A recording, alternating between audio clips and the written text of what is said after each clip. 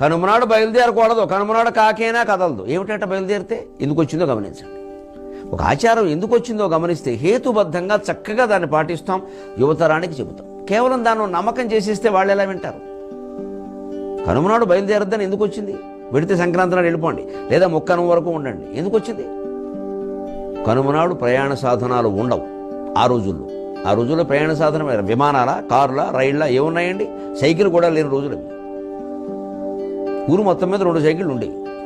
College కంటే కుర్రాళ్ళకి cycle ఉండేది, వేరే ఎవరికి ఉండేది కాదు. ఇప్పుడు పొలం వెళ్ళి గడ్డి మోపు కూడా ఏమిటి బండి మీద పెట్టుకొస్తున్నాడు. అపాచీ బండి మీద గడ్డి మోపు వేసుకొస్తున్నాడు. ఏం చెబుతాం? బండి పాడైపోతుంది, గడ్డికి అది సాధనం కాదు. ఎవరు చెబుతారు ఈ జాతికి? జీన్స్ ప్యాంట్ వేసుకు పొలం పెడతాడు. పొలం వెళ్ళే వేషం వేరు.